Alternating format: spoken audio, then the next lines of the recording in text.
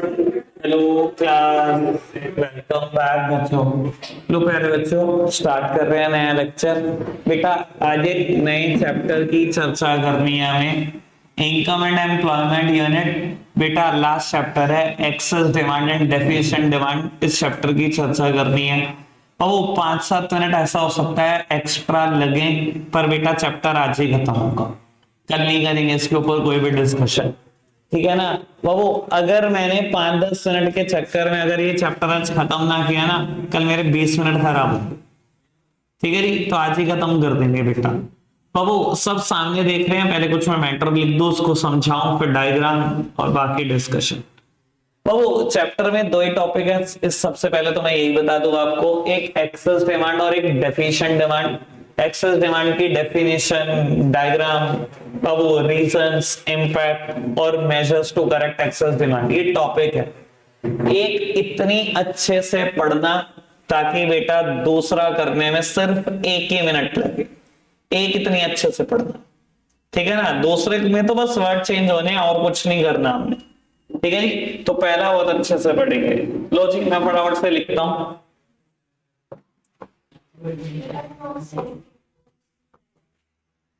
कोई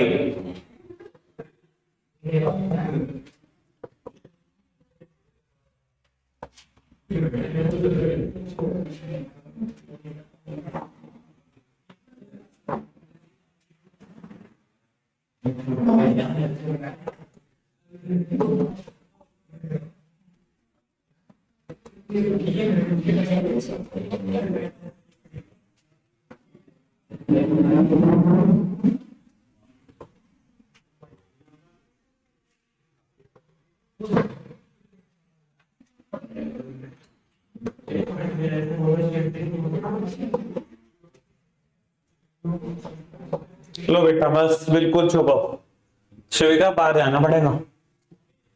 बेटा excess demand topic का नाम है, जैसा कि बेटा नाम से समझ में आ रहा है, कहता है एक्सेस डिमांड मतलब कोई तो डिमांड बेटा ज्यादा है ना।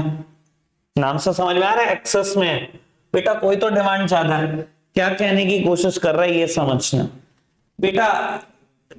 एक कर्व की चर्चा हम लास्ट लेक्चर में कर रहे थे, ओवरफुल एम्प्लॉयमेंट इक्विलिब्रियम, अगर याद हो। मैं सेम कर्व बनाऊंगा बेटा, कोई और चेंज नहीं होगा बेटा। कहता है it refers to the situation demand is more than the planned aggregate demand required to establish full employment equilibrium। बेटा एएस कर्व 45 डिग्री का एंगल बनाता हुआ, ठीक है ना, याद हो शायद अगर ये बात। एएस कर्व या इनकम कर्व सेम बात बेटा।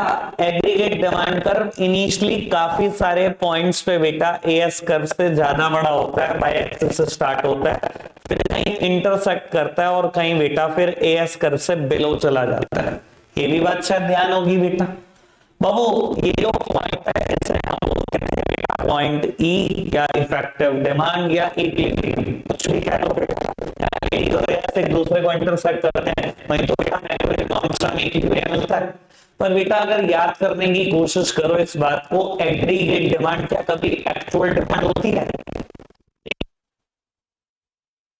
प्लानिंग तो ये प्लान डिमांड होती है बेटा। मेरी इकोनॉमी में 10 लोग हैं, एग्जांपल वही अगर याद हो रहा, सॉरी मेरी इकोनॉमी में 100 लोग हैं, ठीक है ना। एक मैक्सिमम 10 यूनिट प्रोड्यूस कर सकता है, ठीक है ना। यानी कि ज्यादा से ज्यादा कितनी यूनिट प्रोड्यूस हो सकते हैं? 1000 बेटा। सप्लायर की ऐसी एक्सपेक्टेशन है कि 1000 यूनिट की डिमांड आने वाली है, ठीक है जी। तो उसने बेटा 1000 यूनिट प्रोड्यूस करा दी और ऐसा ही हुआ बेटा। डिमांड 1000 यूनिट की आई और 1000 यूनिट प्रोड्यूस। एक ऐसा पॉइंट होगा बेटा जिस पे एडी और एएस सर बराबर नहीं है, बराबर होने के साथ साथ बेटा ये फुल एम्प्लॉयमेंट इक्विलिब्रियम का भी पॉइंट है, यहाँ सभी लोगों को नौकरी भी मिल जाएगी। पर बेटा एज पर एक्सपेक्टेशन नहीं हुआ। हुआ क्या बेटा, जब एक्चुअल डिमांड आई तो बेटा प्लैंड एग्रीगेट डिमांड से कुछ ज्यादा आई, और अगर ज्यादा डिमांड आई तो बेटा actual demand curve aggregate demand curve से ऊपर बनेगा। नए कर्व का नाम बेटा 81 है। इसने जहां इंटरसेक्ट किया एएस को, 81 लूंगा और ये जो गैप एग्रीगेट को बेटा ई और कोई भी कह लो मैं ए ले लेता हूं बेटा, इस गैप को बोलते हैं, ए को बोलते हैं इन्फ्लेशनरी गैप। ठीक है, अभी तक मैंने जितनी बात बोली क्लियर है? एक बार उसको क्या कहता है, it refers to the situation where actual aggregate demand is more than the planned aggregate demand required to establish full employment equilibrium. बेटा this is actual aggregate demand, this is planned aggregate demand. क्या situation excess demand, जहां आपकी actual aggregate demand planned aggregate demand से ज्यादा हो जाए, और ये वही प्लान्ड एग्रीगेट डिमांड है जो बेटा फुल एम्प्लॉयमेंट इक्विलिब्रियम भी क्रिएट कर सकती थी। समझ में आती है बेटा? बाबू कहता है कि जो गैप क्रिएट हुआ ये क्या है बेटा, ए इज द इन्फ्लेशनरी गैप। और बेटा कई बार आपको पेपर में पूछता है इन्फ्लेशनरी गैप की डेफिनेशन बता दो। सर बच्चा कंफ्यूज है।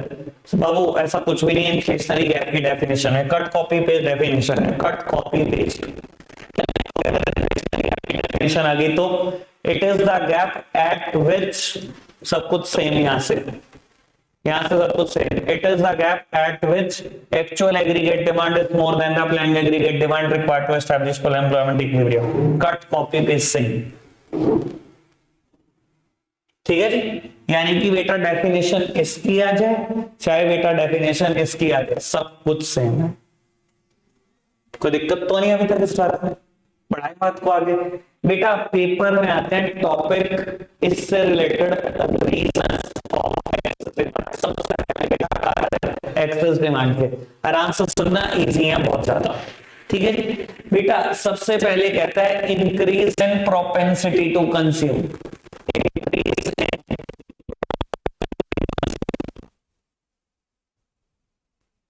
मान लो इंडियन इकोनॉमी में प्रोपेंसिटी टू कंज्यूम 60%, मान लो ऐसा है बाबू, यानी कि अगर किसी इंसान की इनकम 100 रुपए है तो बेटा वो क्या करता है, वो बाबू 60 रुपए खर्च कर देता है, 40 रुपए जोड़ देता है। अचानक से बेटा प्रोपेंसिटी टू कंज्यूम बढ़ने लगा बाबू, अब उसकी इनकम 100 है, वो 80 खर्चने में विश्वास रख रहा है, सिर्फ 20 जोड़ने में विश्वास रख रहा है।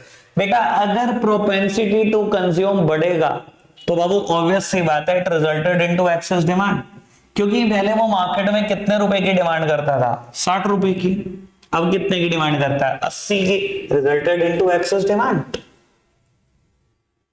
क्लियर है बेटा बात? पक्का से। और मैं हमेशा बोलता हूं बेटा देखो, इन्फ्लेशन को ना समझने का सबसे आसान तरीका पता है कब है?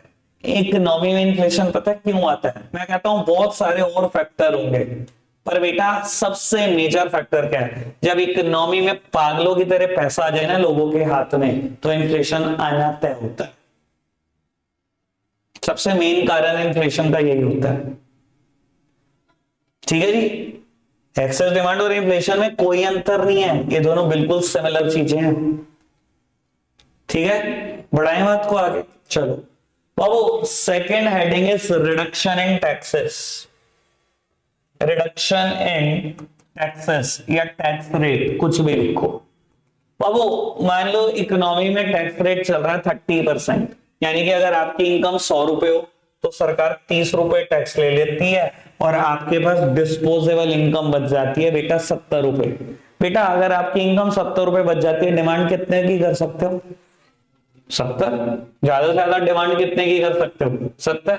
मैं कहता हूं बेटा सरकार ने टैक्स रेट रिड्यूस कर दिया, सरकार ने टैक्स रेट 10% कर दिया। अब 100 में से कितना टैक्स किया? 10। अब बेटा आपकी डिमांड कितनी हो सकती है?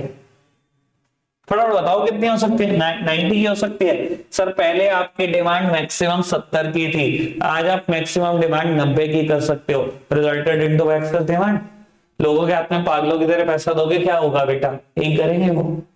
अच्छा कभी आपके दिमाग में विचार आया ऐसा कि आरबीआई के पास तो करेंसी प्रिंटिंग मशीन है? बहुत सारे बच्चों के दिमाग में आता है 12th क्लास में, तुम्हारे साथ तो मैंने बात की है मेन बैच में भी, कि आरबीआई के पास तो करेंसी प्रिंटिंग मशीन है, इंडिया के आज सारी गरीबी खत्म कर दी जाए। नहीं कर सकते? छापो नोट पागलों की तरह, गरीबी खत्म करो आज ही इंडिया की, सबको एक घर दिया जाए गिफ्ट में, ऐसा नहीं कर सकते क्या? क्यों, क्या हो जाएगा? जिम्बाब्वे ने नहीं, बांग्लादेश ने किया था सर। जिम्बाब्वे ने भी किया होगा 1984 में, बांग्लादेश ने किया था इस टाइम। पागलों की तरह करेंसी छाप दी, सारी गरीबी खत्म करने की कोशिश करी, करेंसी की वैल्यू उड़ के साइड हो गई, सभी लोगों के हाथ में आपने 20-30 लाख रुपए पकड़ा दिए, क्या होगा सर? सर इन्फ्लेशन के अलावा कुछ भी नहीं होगा। अगर लोगों के हाथ में पैसा आ जाएगा ना, सबके ही हाथ में आ जाएगा, वो लेविशली स्पेंड करेंगे, पर लेविशली स्पेंड करना इन्फ्लेशन का कारण है। फिर बेटा अगर पता लगे एक कन्फेक्शनरी शॉप को, एक प्रोविजन स्टोर को, कि आप तो गरीब रहे नहीं, इंडिया में कोई गरीब नहीं है, जो सॉल्ट का पैकेट 50 का तो नहीं 500 का है, ये वेजिटेबल ये 20 रुपए किलो थी, कल तक 200 रुपए किलो है, गरीब ही नहीं है कोई। मैं क्यों 20 रुपए किलो बेचूं? मैं भी कमाऊंगा, मैं भी अमीर बनूंगा। बेटा यही होगा, 20 की चीज 200 रुपए किलो हो जाएगी एक रात के अंदर अंदर। फिर आप पूछोगे इन्फ्लेशन कहां से आ रहा है? ठीक है ना। बांग्लादेश को इस सिचुएशन से निकलने में 5 साल लगे थे। समझ आ रहा है बेटा? अगर लोगों के हाथ में पैसा ही दोगे तो इन्फ्लेशन आना तय है, एक्सेस डिमांड होना तय है। समझ में आ रही है बेटा बात? कोई दिक्कत तो नहीं दोनों रीजंस में? देखो बेटा फटाफट से दोनों कारण, कोई दिक्कत तो नहीं? पढ़ाएं बात को आगे, चलो जी। थर्ड वन, फोर्थ वन और फिफ्थ वन लगभग एक जैसे हैं। Increase in government expenditure, deficit financing,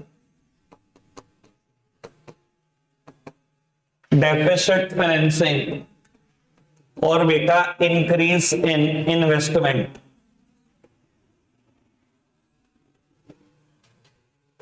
लो बेटा सामने देखना, तीनों बातें लगभग एक जैसी हैं। बेटा गवर्नमेंट अगर अपने खर्चे बढ़ा दे तो, या फर्म अगर अपनी इन्वेस्टमेंट्स बढ़ा दे तो, बाबू कोई और ऐसा जरूर होगा जो इकोनॉमी में पैसा रिसीव करेगा।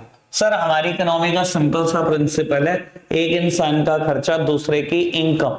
बेटा गवर्नमेंट ने ना अंधाधुन एक्सपेंडिचर करना शुरू कर दिया, बहुत सारे प्रोजेक्ट चलाने शुरू करती है। बेटा अगर गवर्नमेंट अंधाधुन खर्चा करेगी तो कोई तो होगा ना इकोनॉमी में जो पैसा रिसीव करेगा। सरकार खर्चेगी, कॉन्ट्रैक्टर रिसीव करे, लेबर रिसीव करे, कोई तो रिसीव करेगा। बेटा अगर फार्म इन्वेस्टमेंट करना शुरू कर दे अंधाधुन, सर कोई तो रिसीव करेगा इनकम। बेटा अगर इकोनॉमी में पैसा बढ़ेगा तो इन्फ्लेशन का आना बिल्कुल तय है। क्लियर है बेटा बात? बाबू सेम बात, ये टर्म क्योंकि अलग है, मैंने कहा पहले इसको एक्सप्लेन करूंगा ढंग से, फिर इससे रिलेट करूंगा। बेटा डेफिसिट फाइनेंसिंग का मतलब क्या होता है? एडिशनल करेंसी प्रिंट करके खर्चा करना। तो इकोनॉमी में, हमारी इंडियन इकोनॉमी में 17 लाख करोड़ रुपए है, ठीक है जी। गवर्नमेंट को एक साल 1 लाख करोड़ रुपए का खर्चा करना है रुपया गवर्नमेंट के पास एक भी नहीं। बेटा गवर्नमेंट ने क्या करा? गवर्नमेंट ने आरबीआई को डायरेक्शन दी, कुछ बेटा गोल्ड के बुलियंस गिरवी रखे और बेटा 1 लाख करोड़ की करेंसी प्रिंट करा ली। बेटा आपने करेंसी प्रिंट करा ली और इस करेंसी को प्रिंट करके खर्चा कर दिया इंडियन इकोनॉमी में। बेटा इंडियन इकोनॉमी में 17 लाख करोड़ की जगह 18 लाख करोड़ हो गए, 1 लाख करोड़ का मनी फ्लो आ गया।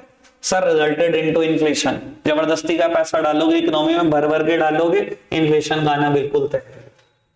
डेफिसिट फाइनेंसिंग का मतलब क्या हुआ बेटा? एक्सपेंडिचर कर देना bye printing of additional currency. ठीक है जी, गवर्नमेंट एक्सपेंडिचर और इसमें कोई अंतर नहीं होता, बस ये क्या होता है बेटा? करेंसी प्रिंट करके खर्चा कर रहे हो। कोई दिक्कत तो नहीं? बढ़ जाए आगे। बेटा 6th वन टर्म आती है फॉल इन इंपोर्ट्स, और बेटा 7th वन आती है rise in exports. Fall in imports और बेटा राइज इन एक्सपोर्ट्स। बेटा पहले कोई प्रोडक्ट हम इंडिया से भी खरीदते थे, इंडियंस कुछ प्रोडक्ट इंडिया से खरीदते थे, मान लो बेटा लैपटॉप्स, कुछ बेटा हम लैपटॉप्स खरीदते थे इंडिया से और बहुत सारे इंपोर्ट किया करते थे। बेटा अब हमने इंपोर्ट करने बंद कर दिए इस साल से, इंपोर्ट हमारे गिर गए। बेटा जो इंपोर्ट हमारे गिर गए हैं उसका प्रेशर किस पे पड़ेगा, इंडियन इकोनॉमी पे पड़ेगा बेटा। अब वो डिमांड कहां शिफ्ट हो रही है, इंडिया से ही सब खरीदने में विश्वास रख रहे हैं sir, resulted into excess demand. मान लो पिछले साल तक हमने बेटा 50,000 यूनिट इंडिया से खरीदी थी और 1 लाख इंपोर्ट करी थी। इस बार भी पूरी एक्सपेक्टेशन है 1.5 लाख लैपटॉप और बिकने वाले हैं, पर इस बार हमने इंपोर्ट सिर्फ 25,000 करे, तो 1.25 लाख बेटा किस पे प्रेशर डाल रहे हो आप, इंडियन इकोनॉमी पे तो डाल रहे हो। 1.25 लाख लैपटॉप की डिमांड इंडियन इकोनॉमी से कर रहे हो, पिछली बार सिर्फ 50,000 से। सर प्रोड्यूसर ने बनाया एक्सपेक्टेशन में सिर्फ 75,000 कि ज्यादा इतने बिक जाएंगे, पिछली बार 50,000 ही बिके। Sir resulted into excess demand. ठीक है जी, कोई दिक्कत तो नहीं बेटा। Last one, rise in exports. बेटा मान लो कहानी अब थोड़ी सी चेंज करते हैं। मान लो बेटा पिछली बार तक हम लैपटॉप का एक्सपोर्ट किया करते थे 50,000 यूनिट और इंडिया में बेचा करते थे 1 लाख यूनिट। क्योंकि हम सस्ता बना रहे हैं, इस साल बेटा डिमांड आने लगी फॉरेन कंट्री से, कुछ भी समझ लो फिगर 80,000 यूनिट। पिछली बार तक सिर्फ 50,000 लाख इंडिया में बेच रहे हैं, इस बार 80,000 यूनिट तो फॉरेन से डिमांड आ गई, हमने 80,000 वहां बेच दी। सर कितने बचे इंडिया में बेचने के लिए, 70,000, डिमांड है lakh, resulted into excess demand. Meet out ही नहीं कर पा रहे डिमांड। क्लियर है बेटा बात, बढ़ाए बात को आगे। 7 रीजन बताए मैंने, ठीक है। Increase in propensity to consume, reduction in tax rate, government expenditure का बढ़ जाना, डेफिसिट फाइनेंसिंग, इन्वेस्टमेंट का बढ़ जाना, fall in import, rise in exports. कोई दिक्कत तो नहीं, पढ़ाए बात को आगे। बाबू काम की बात है, अब एक बार शिविका नोट्स मत देख बेटा। इंपैक्ट क्या है एक्सेस डिमांड के, या इंपैक्ट क्या है इन्फ्लेशन के, ठीक है जी। बाबू 3 चीजों पर इंपैक्ट हम सोच सकते हैं। एक तो बेटा इंपैक्ट आने वाला है आउटपुट पर, एक बेटा इंपैक्ट आने वाला है एम्प्लॉयमेंट पर, और एक बेटा इंपैक्ट आने वाला है प्राइस पर। बाबू क्योंकि मेरा ध्यान तो सारा समझाने में, ठीक है ना, मैं उम्मीद करता हूं आपने ऐसा थोड़ा सा समझा होगा। एक्सेस डिमांड है, प्राइस पे क्या इंपैक्ट पड़ेगा, बहुत समझदार हुआ। फटाफट से बढ़ाओ, प्राइस का क्या होगा सर, और तो कुछ हो नहीं सकता, ठीक है ना। 75,000 यूनिट की आप डिमांड करते रहो, मिले इंडियन इकोनॉमी से 50,000, तो बाबू प्रोड्यूसर भी सोचता है चल कमा ले, इतने लोग डिमांड कर रहे हैं, मेरे पास 50,000 है, 75,000 की डिमांड है, मैं तो 15,500 का लैपटॉप भेजू, मैं 65 का कर देता हूं, कोई तो खरीदेगा ही। चल ठीक है ना, प्रोड्यूसर के हाथ में तो भाई उसको लगता है कि अब तो मौका है कमाने का, कमाना चाहिए, ठीक है ना। तो सर प्राइस पक्का बढ़ेगा अगर एक्सेस डिमांड की सिचुएशन है, ठीक है ना। प्लीज प्रोसीड करो। एम्प्लॉयमेंट का क्या करें, पढ़ा दें, अनपढ़ कहीं के। सर ना नौकरी बढ़ सकती ना ही बढ़ सकती है आउटपुट। नौकरी नहीं बढ़ सकती तो आउटपुट तो कैसे ही बढ़ेंगे। सर समझदार नहीं हो तुम, बिल्कुल भी सोचते नहीं हो कुछ भी। फुल एम्प्लॉयमेंट इक्विलिब्रियम यहां पर है, 1000 यूनिट बन सकती थी, 1000 यूनिट बनाई भी प्रोड्यूसर ने, डिमांड 1200 की आ गई। कोई तरीका है उसको मीट आउट करने का, कोई तरीका है भाई। 100 के 100 लोग 10 यूनिट बना सकते थे, 1000 यूनिट बनाई, 1000 यूनिट बिक गई, सॉरी डिमांड ज्यादा आ गई। 1000 यूनिट आप बनाने को तैयार थे, आपकी एक्सपेक्टेशन थी कि 1000 यूनिट की डिमांड आ सकती है, डिमांड 1200 की आ गई। कोई मीट आउट कर सकता है उसको? ना तो नौकरी देने के लिए कोई इंसान है, ना तो एम्प्लॉयमेंट बढ़ सकती, ना ही बेटा किसी भी हाल में आउटपुट बढ़ सकता। और आपको याद हो तो बेटा ओवर फुल एम्प्लॉयमेंट इक्विलिब्रियम जब मैंने लास्ट चैप्टर में पढ़ाया था तो मैंने बोल दिया था it is a totally hypothetical situation, practical reality नहीं है, ये हो ही नहीं सकता ऐसा, ठीक है ना बेटा। तो वो ना तो आउटपुट बढ़ सकते हैं ना ही एम्प्लॉयमेंट बढ़ सकती है। हाँ प्राइजेस पक्का बढ़ेंगे सिचुएशन, ठीक है जी, कोई दिक्कत तो नहीं बाबू। अब अगर पेपर में क्वेश्चन आ जाए, अभी एक टॉपिक बकाया है एक्सेस डिमांड से, वो मैं करा रहा हूं 5 मिनट के बाद। बेटा पेपर में एक्सेस डिमांड नहीं डेफिशिएंट डिमांड आ गया तो क्या, सब सामने देखो। Sir it refers to the situation where actual aggregate demand falls short of planned aggregate demand required to establish full employment equilibrium। सिर्फ ये वर्ड चेंज हुआ,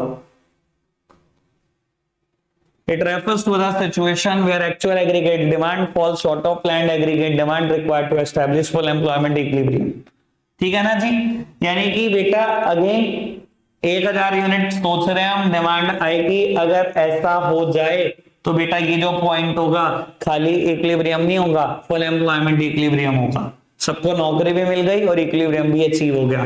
पर बेटा इस बार डिमांड कुछ कम आई, नाम भी सजेस्ट करता है बेटा actual aggregate demand planned aggregate demand से कम आई।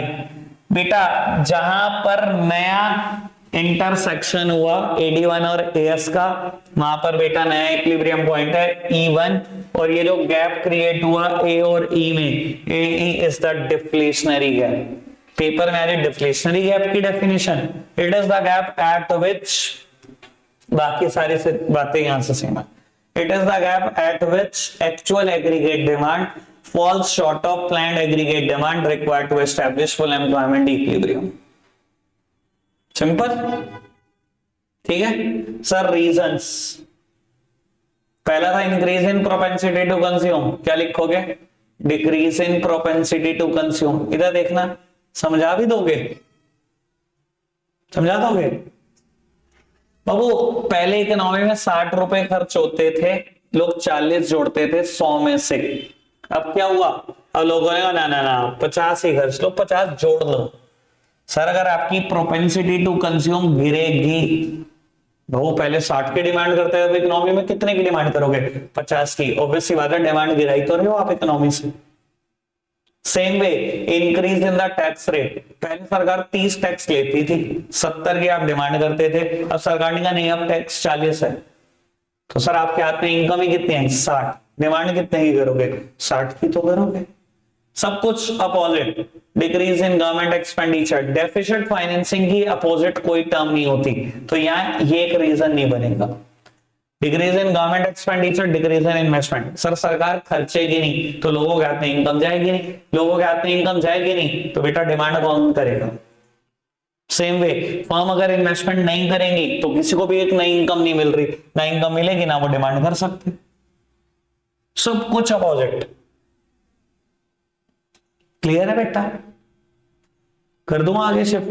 बाबू इंपैक्ट आप बता दो, 3 चीजों पर इंपैक्ट। अब ये एक्सेस डिमांड के थे, डेफिशिएंट डिमांड के सोचो।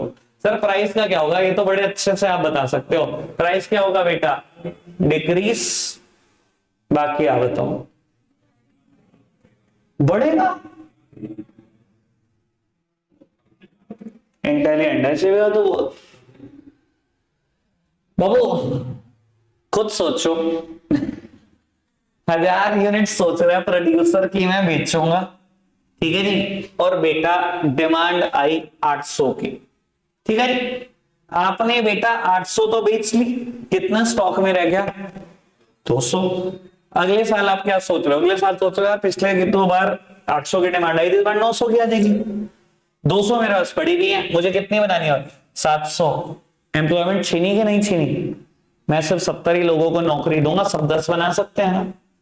मैं क्यों 100 लोगों को नौकरी देने लगा? मुझे 700 ही बनानी है ना। 30 लोगों की मैंने एम्प्लॉयमेंट छीन ली, प्रोडक्शन भी कम कर दिया, 700 ही तो बनाया। और तो बेटा एम्प्लॉयमेंट भी कम हो जाएगी, आउटपुट भी कम हो जाएगा, और प्राइस पे भी इंपैक्ट है। ठीक है जी, पक्का जी। 3 टॉपिक दोनों तरफ से मैंने करा दी, ठीक है जी। चलो जी, हाँ बच्चे कह रहे चलो, हाँ बाबू बिल्कुल अभी चल ही रहे हैं। बेटा एक लास्ट टॉपिक बचता है, measures to correct excess demand, measures to correct deficient demand. पहले बेटा measures to correct excess demand मैंने लॉर्ड महावीरा वालों का टेंशन खत्म कर दी है ना।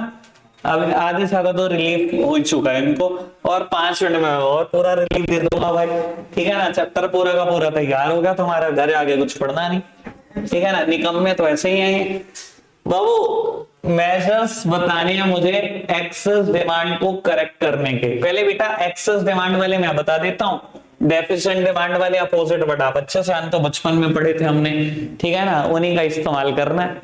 तो बाबू मेजर्स, सबसे पहले बेटा फिस्कल मेजर्स, और फिर बेटा मॉनिटरी मेजर्स। बेटा पुत्र अभी सब सामने देखो, खत्म नहीं किया मैंने चैप्टर, ठीक है ना। और मैं आपको ये भी बता देता हूं, कल आपके एग्जाम में यही आने वाला है, और कुछ नहीं आएगा इस चैप्टर से, कंफर्म्ड। ठीक है जी बाबू। फिस्कल मेजर्स और मॉनेटरी मेजर्स। बेटा फिस्कल मेजर्स, बेटा गवर्नमेंट जितने भी स्टेप्स लेती है ना कंट्रोल करने के लिए, इकोनॉमी को अच्छा चलाने के लिए, बेटा उनको फिस्कल मेजर्स बोला जाता है। ठीक है ना, यानी कि fiscal measures are taken by the government only. ठीक है ना। और मॉनेटरी मेजर्स क्या होते हैं बेटा, आरबीआई जो स्टेप लेता है इकोनॉमी को ठीक चलाने के लिए उसे बोलते हैं बेटा मॉनेटरी मेजर्स। तो क्या सरकार भी एक्सेस डिमांड को करेक्ट कर सकती है? बेटा कर सकती है, और जो भी सरकार स्टेप लेगी उसको हम बोलेंगे फिस्कल मेजर्स। और बेटा आरबीआई भी करेक्ट कर सकता है। सरकार थोड़ी कम कोशिशें करती है बेटा, ज्यादा कोशिशें आरबीआई से ही कराती है। बाबू पहले ना देखो, इसको रटने की जरूरत नहीं, ये 1 मिनट में ही समझा जा सकता है अगर आप ये सोचो रीजंस ढंग से। बेटा मैंने 7 रीजंस पढ़े, 7 में ना 2 रीजंस गवर्नमेंट की वजह से थे एक्सेस डिमांड के। देखो सेकंड क्या था, रिडक्शन इन टैक्स रेट। सरकार टैक्स कम करती थी तो लोगों के हाथ में पैसा आता था, लोग डिमांड ज्यादा करते थे। तो बाबू सरकार को क्या करना चाहिए, टैक्स रेट बढ़ा देना चाहिए अगर सरकार एक्सेस डिमांड को कंट्रोल करना चाहती है। इंक्रीज इन टैक्सेस या इंक्रीज इन टैक्स रेट। ठीक है जी। थर्ड पॉइंट पढ़ो, इंक्रीज इन गवर्नमेंट एक्सपेंडिचर। बेटा अगर गवर्नमेंट लेविशली स्पेंड करती थी तो किसी को तो इनकम मिलती थी इकोनॉमी में, उसको मिलेगी तो वो एक्सेस डिमांड करता था। तो बाबू गवर्नमेंट को क्या करना चाहिए, decrease in government expenditure. Government से रिलेटेड 2 ही पॉइंट थे रीजंस के, भाई बेटा मेजर्स टू करेक्ट में। कितना सिंपल है अगर सोचो तो। क्लियर, गवर्नमेंट के स्टेप तो खत्म हो गए। आ जाओ जी आरबीआई पर। बेटा आपको बता देता हूं, जब ये टॉपिक मैं करा दूंगा, ठीक है ना, तो आरबीआई का एक बहुत बड़ा फंक्शन पूरा हो जाएगा जब हम मनी एंड बैंकिंग पढ़ेंगे। ठीक है जी। तो आज इसको ढंग से पढ़ लो। मैंने आपसे 2 चीजों के बारे में कहा है कि मैं 2 चीजें कम डिस्कस करूंगा। मैंने इन्वेस्टमेंट मल्टीप्लायर अभी डिस्कस किया, जब मनी एंड बैंकिंग करेंगे तो सेम टॉपिक आएगा मनी मल्टीप्लायर, तो वहां पे टाइम कम लगाना है। अब मैं फिर एक और मनी एंड बैंकिंग से टॉपिक करा रहा हूं, ये वाला टॉपिक, ये वहां पर भी कम पढ़ेंगे। ठीक है जी। चलो बाबू मॉनेटरी मेजर्स के लिए मुझे एक अलग पेज चाहिए, इसलिए बेटा मैंने उस स्लाइड में इसको लिखा ही नहीं। ठीक है ना बाबू, आरबीआई बहुत सारे मेजर्स लेता है एक्सेस डिमांड को कंट्रोल करने के लिए। कुछ मेजर्स को बोलते हैं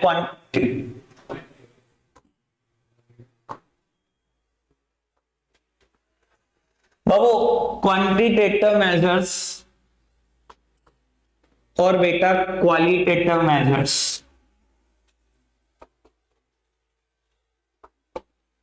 याद आने शुरू हो गए होंगे वैसा मेरा ख्याल तो। ठीक है ना, कुछ कुछ तो याद आ ही गया होगा यार। चलो खैर कोई दिक्कत नहीं, चर्चा करते हैं। Increase in bank rate, open market operation,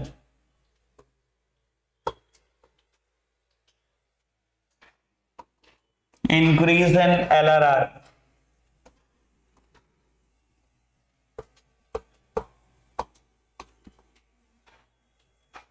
increase in margin requirement,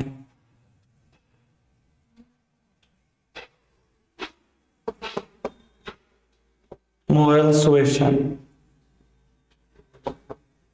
credit rationing।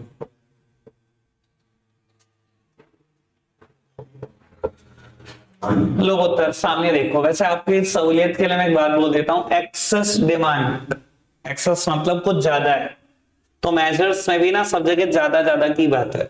Increase increase increase कभी बोलना नहीं। ठीक है ना, मतलब फंडे होते हैं याद करने के, वो तो आप सोचो कि आपको कैसे याद करना है, आसान कैसे करना है। चलो समझते हैं बेटा चीजों को ढंग से। बाबू यहां से मैं 2 पॉइंट क्लियर करूंगा। सबसे पहले बेटा बैंक रेट की बात, फिर रेपो रेट की बात। बेटा बैंक रेट क्या रेट होता है?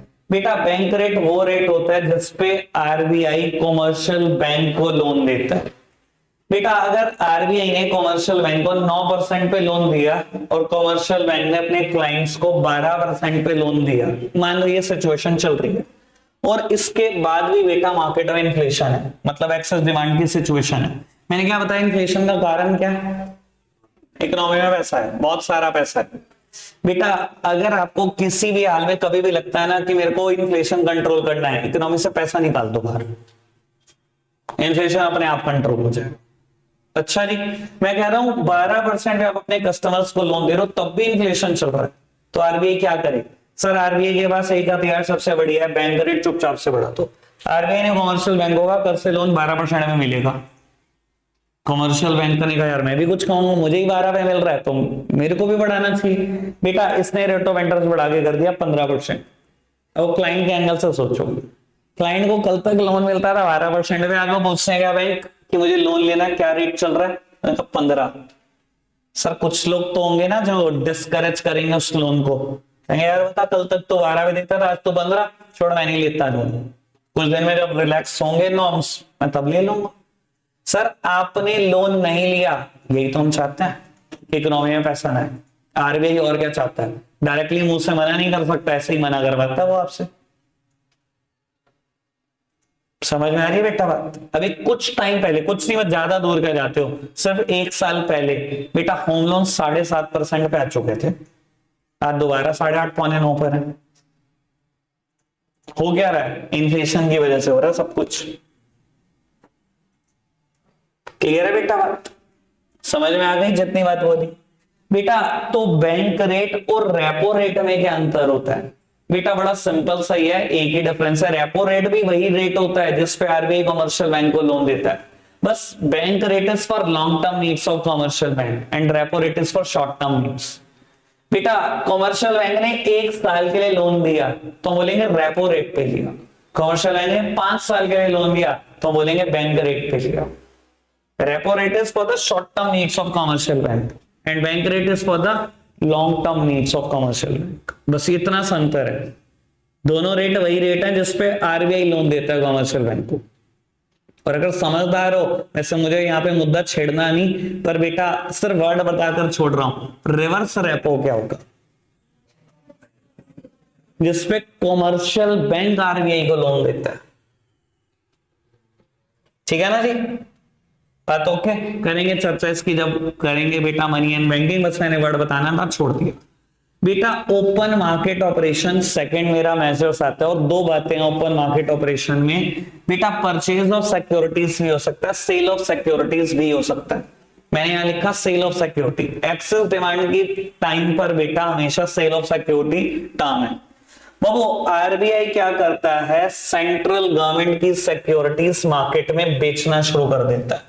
अगर बहुत समझदार हो, फाइनेंशियल मार्केट चैप्टर कभी पढ़ा है तो बेटा इस सिक्योरिटी का नाम होता है टी बिल्स, या कभी आपने सुना हो जीरो कूपन बॉन्ड। बेटा सेंट्रल गवर्नमेंट की सिक्योरिटी होती है टी बिल्स या जीरो कूपन बॉन्ड। बेटा इस सिक्योरिटी को आरबीआई मार्केट में बेचता है। अब सुनना बेटा कितना फायदा बेचने का। आरबीआई ने बेटा मार्केट में सिक्योरिटी बेची, तो सेंट्रल गवर्नमेंट की सिक्योरिटी है, लोग थोड़े से पागल हो जाते हैं सेंट्रल गवर्नमेंट की सिक्योरिटी, क्योंकि भाई गवर्नमेंट भागती नहीं है। लोगों को लगता है कि यार इतनी रिस्क फ्री चीजें खरीद लेते हैं, चाहे 10%, चाहे 9%, चाहे 8%, कोई भी ब्याज मिल लिया ले लो। सेंट्रल गवर्नमेंट बड़ा भागने वाली है, सेंट्रल गवर्नमेंट की सिक्योरिटी तो खरीदनी चाहिए, लोग खरीदते हैं। भाई आरबीआई ने बेची, आप लोगों ने खरीदी। मैं कहता हूं 10,000 करोड़ की भी खरीदी, सर आपने 10,000 करोड़ आरबीआई को दे दिए, आरबीआई ने इकोनॉमी से पैसा बाहर निकाल दिया 10,000 करोड़, यही तो करना था, पर्पस ही यही था। इकोनॉमी से पैसा निकालना, वो निकाल रहे हैं, तरीके से निकाल रहे हैं बहुत। क्लियर है बात? ऐसे ही होगा। पॉपअप आया CBSE result for the year 23 and 24 is out. बाबूजी पढ़ लो, बात क्लियर है क्या? इतनी बात डन, समझ में? बाबू इंक्रीज इन एलआरआर।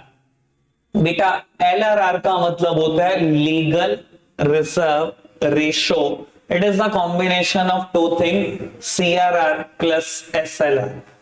बाबू चर्चा कर देता हूं दोनों पर ही थोड़ी सी। सीआरआर को बोलते हैं बेटा हम कैश रिजर्व रेशो, और एसएलआर क्या होता है? Statutory liquidity ratio. बाबू किसी भी कमर्शियल बैंक के पास जितना भी पैसा डिपॉजिट्स के तौर पर आता है, वो बेटा सारा का सारा लोन नहीं दे सकते। मैं कहता हूं बेटा पिछले 15 दिन में कोई कॉमर्शियल बैंक है, कुछ भी समझ लो, एक पीएनबी की कोई भी ब्रांच है, करोल बाग में कोई ब्रांच है, वहां पर बेटा 1 करोड़ रुपया आया डिपॉजिट्स पिछले 15 दिन में। बेटा 1 करोड़ का 1 करोड़ लोन नहीं दे सकता, कोई भी कॉमर्शियल बैंक को पावर नहीं होती, वो एलआरआर छोड़ के लोन कर सकता है। एलआरआर क्या है बेटा? सीआरआर छोड़ दिया और एसएलआर। बेटा एसएलआर का मतलब होता है स्टैट्यूटरी लिक्विडिटी रेशो, कि बेटा आपको कुछ पैसा लिक्विड एसेट्स में अपने पास रखना पड़ेगा, और वो लिक्विड एसेट्स कुछ और नहीं, कैश ही है। 1 करोड़ के डिपॉजिट है ना, मान लो बेटा आरबीआई का रेट है 13%, तो बेटा 13 लाख रुपए अपने पास रख लो, बिल्कुल लिक्विड एसेट्स में। इसके अलावा एक और बात, आपकी ब्रांच के बाहर जो एटीएम होता है, बिल्कुल ब्रांच के बाहर जो एटीएम होता है, उसमें जो पैसे डाले होते हैं वो भी एसएलआर का ही पार्ट होते हैं। कई बार आपने देखा ना, बैंक की ब्रांच के बिल्कुल बाहर एटीएम है, सर वो एसएलआर का ही पैसा होता है, जो भी उस एटीएम में डालो, ठीक है जी। और सीआरआर क्या होती है बेटा? हर कॉमर्शियल बैंक को आरबीआई के पास एक मिनिमम मनी अपने डिपॉजिट का रखना कंपलसरी, उसे बोला जाता है सीआरआर। मतलब अगर आपके पास 1 करोड़ के डिपॉजिट हैं तो बेटा लगभग मैं बता देता हूं सीआरआर 4 से 7% के आसपास घूमती रहती है। 4, कभी 5, कभी 5.5, कभी 6, कभी 7, ऐसा घूमती रहती है। मान लो 7% है, तो 1 करोड़ का 7%, 7 लाख रुपए आपको आरबीआई के पास रखने हैं। 1 करोड़ का 13%, 13 लाख रुपए अपने पास रखने हैं। बाकी 20% छोड़ दो, 20 लाख छोड़ दो, बाकी 80%, 80 लाख का लोन कर सकते। समझ में आई बेटा बात? पक्का से?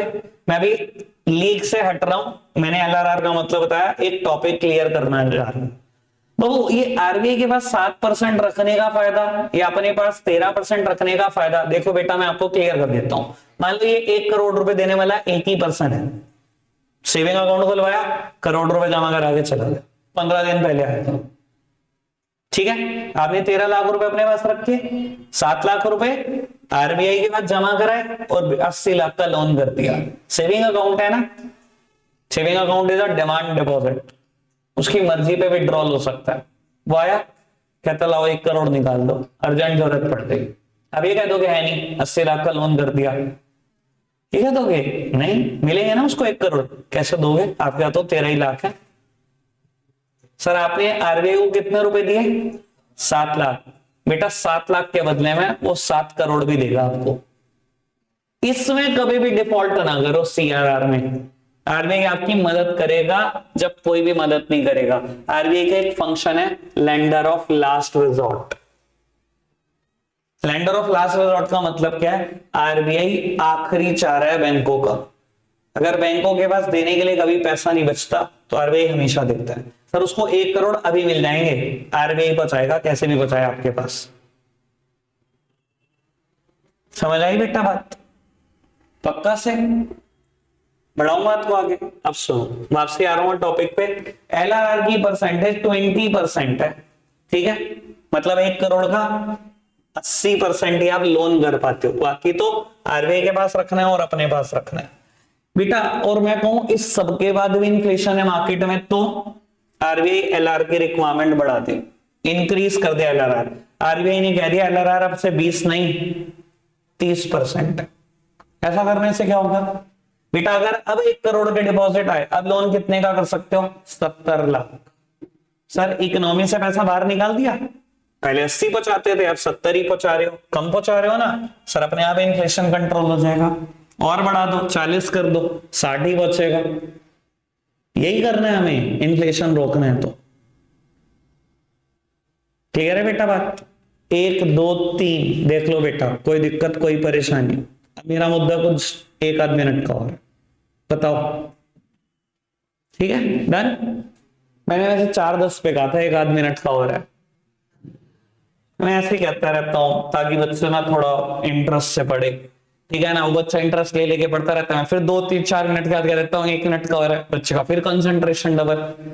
तो वो वैसे मैंने बैच शुरू होते ही कह दिया था 5-7-10 मिनट फालतू लगेंगे, थोड़ा अगर ध्यान दिया तो 4-10 पे मैंने कहा बस ये तो मेरा 2 मिनट का मुद्दा है, बच्चे खुश हो गए। लो बेटा समझो, बाबू तो बाबू तुम भी तो ऐसे ही करते हो यार, छोटे छोटे बच्चों को ऐसे तुम परेशान करते हो, मैं तुम्हें करता हूँ बस। हर एक को कोई छोटा छोटा बच्चा चाहिए होता है। बाबू कहता है इंक्रीज इन मार्जिन रिक्वायरमेंट। लो बेटा समझते हैं इंक्रीज इन मार्जिन रिक्वायरमेंट क्या होता है। बाबू अगर आज आप किसी कमर्शियल बैंक के पास जाओ और कहो ये मेरे पास बैंक 1 करोड़ की एसेट है, ये तो रख ले गिरवी, ला मुझे 1 करोड़ का लोन दे देगा बैंक? नहीं देगा ना। क्यों? सर बैंक को ना एक डर रहेगा कि गलती से इस प्रॉपर्टी की वैल्यू फ्लक्चुएट कर गई, थोड़ी सी भी कर गई तो आप लोन नहीं दोगे। आपने 1 करोड़ की एसेट गिरवी रखी, बैंक से आपने 1 करोड़ का लोन दे दिया, गलती से इस प्रॉपर्टी की वैल्यू 90 लाख रह गई, कुछ भी ऐसी सिचुएशन होगी कोविड आके 90 लाख रह गई, सर आप दोगे बैंक का लोन? आप कहोगे ना ना बैंक बेच ले तो खा ले, मैंने तेरे खा लिए तो मेरे खा जा, वैसे यही करोगे ना। तो सर बेटा बैंक कभी इस रिस्क में उलझना नहीं चाहता, तो बैंक क्या करता है बेटा 25% मार्जिन लेकर चलता है। आज भी यही रेट है, मैं आपको बता देता हूं 25% का ही रेट है। बैंक का मार्जिन रहता है 25%, मतलब 1 करोड़ की एसेट रखी तो 25% छोड़ दो, 75 लाख का बैंक लोन देगा। ऐसा करने से बैंक सेफ हो जाता है लगभग कि प्रॉपर्टी की वैल्यू गिरी भी 90 भी आ गई 80 भी आ गई तब भी कोई टेंशन नहीं, आप लोन दोगे भाई, क्योंकि ना 75 लाख लेके नहीं भागोगे आप 90 लाख छोड़ के अपने, बड़ी ऑब्वियस सी बात है। ठीक है जी, क्लियर है बेटा बात। बाबू मैं कह रहा हूं आरबीआई के नॉर्म्स के अकॉर्डिंग कमर्शियल बैंक चल रहा है, बिल्कुल ऐसे ही चल रहा है, और फिर भी इन्फ्लेशन आ रहा है तो क्या करना चाहिए बेटा? आरबीआई कहेगा मार्जिन बढ़ा लो चुपचाप से, मार्जिन को उठाकर ना 25 नहीं 35 कर दो। ऐसा करने पे क्या होगा? आपको 1 करोड़ की एसेट लेकर आए तो उसको लोन कितना मिलेगा? सिर्फ 65 लाख 65 लाख रुपए। और बेटा उस इंसान के एंगल से सोचो जिसने पिछले दिन पता किया हो बैंक में, पिछले दिन तक था 25% मार्जिन, 75 का लोन मिलता था, आज आपको 65 लाख, वो क्या कहेगा? छोड़ो मुझे नहीं चाहिए लोन। 1 करोड़ की चीज को 65 लाख का लोन देगा तो रहने दे भाई, यही तो हम चाहते हैं, डिस्करेज करना। हम इकोनॉमी में पैसा बचाना ही नहीं चाहते। क्लियर है बेटा बात? पक्का से।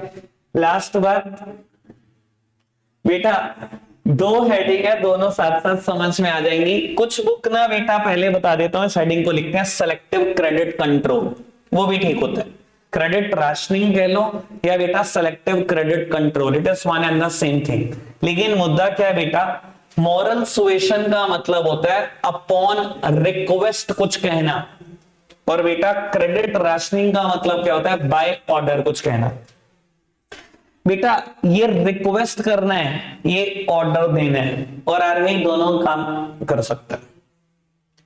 अब आरबीआई ने एक्सेस डिमांड की सिचुएशन है, आरबीआई को लगता है इकोनॉमी में पैसा बहुत ज्यादा पहुंच चुका है, निकालना इकोनॉमी से पैसा या डिस्करेज कराने, तो आरबीआई क्या कहता है? कई बार रिक्वेस्ट करता है, कई बार ऑर्डर देता है अपने कमर्शियल बैंक्स को कि इस पर्टिकुलर सेक्टर को लोन बिल्कुल ना दिया जाए। कोई पर्टिकुलर सेक्टर है जहां लोन बहुत मरा है, आरबीआई का पास्ट एक्सपीरियंस ऐसा कहता है, डेटा ऐसा कहता है। मान लो बेटा आरबीआई ने कह दिया एग्रीकल्चर सेक्टर को लोन नहीं देना, बहुत लोन मरा है, या किसान क्रेडिट कार्ड इशू करना बंद कर दो। भी बता देता हूं मैं, आपको आइडिया हो शायद। बेटा इंडिया में ना एचडीएफसी बैंक ने सबसे ज्यादा क्रेडिट कार्ड इशू किए थे, ठीक है? मैं आपको बता देता हूं, बीच में 3 महीने के लिए एचडीएफसी बैंक एक भी क्रेडिट कार्ड इशू नहीं कर पाया। आरबीआई के ऐसे नॉर्म्स आए थे, 3 महीने एक सिंगल क्रेडिट कार्ड भी इशू नहीं किया। सर कहीं ना कहीं लग रहा होगा ना क्रेडिट कार्ड की वजह से ओवर स्पेंडिंग हो रही है, इकोनॉमी में धड़ा पैसा आ रहा है, और बीच में इन्फ्लेशन आ चुका था ठीक ठाक लेवल पे इंडिया में भी, तो एक भी क्रेडिट कार्ड इशू नहीं होने दिया आरबीआई ने। तो सर आरबीआई ये काम रिक्वेस्ट से भी कर सकता है। रिक्वेस्ट से करेगा तो बोलेंगे मॉरल सुएशन, और ऑर्डर देके करेगा तो बेटा बोलेंगे क्रेडिट राशनिंग, ठीक है? अच्छा वैसे एक बड़ी सिंपल सी बात उठती है बेटा, अगर आरबीआई रिक्वेस्ट करे तो क्या कोई बैंक मानने से मना कर देगा? तो ये बता दो मेरे को कि अगर आरबीआई कहते मैं तो रिक्वेस्ट कर रहा हूं कमर्शियल बैंक आप कोई भी क्रेडिट कार्ड इशू ना करो, इससे तो रिक्वेस्ट कर रहा है वो, आप मानोगे कि नहीं मानोगे? कमर्शियल बैंक सर मानेगा। वजह पता क्या है? लेंडर ऑफ लास्ट रिजॉर्ट, तभी बताया था मैंने वो बात। चलो आप ना मानो, आपने 2-4 क्रेडिट कार्ड एक मंथ में इशू कर दिए, और मान लो वही कहानी हो गई आपके साथ, 13 लाख रुपए बैंक में पड़े हुए हैं और 80 लाख रुपए या करोड़ रुपए बंदा लेने आ गया। अब बताओ कहां से दोगे? अब कहोगे ना आरबीआई दे दे थोड़े से पैसे, आरबीआई भी कह देगा तूने रिक्वेस्ट मांगी थी। तो सर रिक्वेस्ट भी मानते हैं कॉमर्शियल बैंक्स, ठीक है जी, बात ओके। अच्छा, measures to correct deficient demand है तो बस ये बता दो, करोगे क्या फटाफट से? अरे दो मिनट यहां से शुरू। Increase in government expenditure, decrease in tax rate, decrease purchase of security, decrease moral suasion है ना, मोरल सुएशन है। क्रेडिट राशनिंग आएगा, विड्रॉल ऑफ क्रेडिट राशनिंग। आज के लिए इतना ही रखते हैं प्यारे बच्चों, बाय।